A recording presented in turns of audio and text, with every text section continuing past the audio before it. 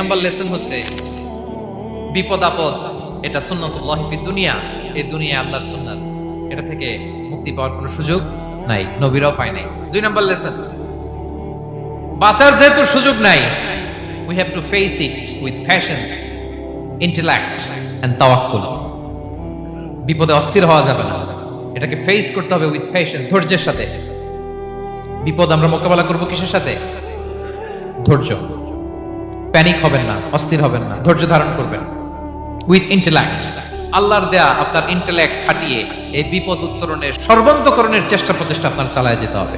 আর সবশেষে আত-তাওয়াক্কুল আলাল্লাহ, depending on আল্লাহ, ভরসা করব কার উপর?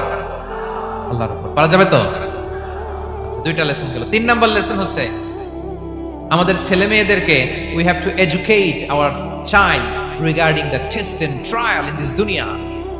দুনিয়ার এই বিপদ আপদের ব্যাপারে আমাদের ছেলে মেয়েদেরকে শেখাতে হবে, বুঝাতে হবে। ওরা ছোট মানুষ তো অস্থির হয়ে যায়, আব্বু আমার সাথে কেন এমন হয়, আমারই শুধু পেন্সিল চুরি হয়, আমারই শুধু এটা হয়, আমি পরীক্ষায় খারাপ করি, আমি ব্যথা পাই, আমার এই আমার সেই। ছোট মানুষ তো বুঝে না, ওরা বুঝাইতে হবে যে বাবা, this is the essence of life, এটাই জীবন, এটাই কি এই লাইফ হ্যাকস গুলো তাদেরকে শেখাইতে হবে। ডোন্ট বি প্যানিক হওয়া যাবে না। This is how life is design, এটাই জীবন, বিপদ আপদ আসবে, এটাকে মেনে নিতে হবে, ছেলে মেয়েদেরকে শেখাইতে হবে, তাহলে তারাও প্যানিক হবে না। পারবেন তো ইনশাআল্লাহ? আচ্ছা, 4 নম্বর লেসন হচ্ছে যেটা আমরা জানলাম, এই বিপদ আপদ সবসময় আমাদের জন্য খারাপ না। সামটাইমস ইট ব্রিংস খায়ের for us if dealt properly. ঠিকমতো বিপদকে ডিল করতে পারলে এটা আসলে আমার জন্য আখেরে কল্যাণই বয়ে নিয়ে আসে। কি বলেন, তাই না? কল্যাণ বয়ে নিয়ে আসে। সব শেষ কথা হলো, আমরা যেন এই বিপদগুলোকে প্রপারলি ডিল করতে পারি, আমরা যেন সবর ইখতিয়ার করতে পারি। আল্লাহর কাছে চাইতে হবে, দোয়া করতে হবে, কারণ তৌফিক দেওয়ার মালিক কে?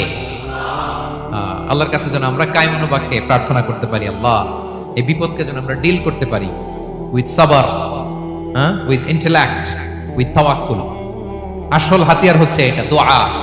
আল্লাহর কাছে চাইবেন, মনোযোগের সাথে চাইবেন, আন্তরিকতার সাথে চাইবেন। উদুল্লাহ ওয়া আনতুম মুকিনুনা বিল ইজাবা। বিষ্ণু বলেন এমন ভাবে চাও যেন তুমি অনেকটা কনফার্ম যে তোমার দোয়া আল্লাহ কবুল করবেনি, এমন ভাবে চাও।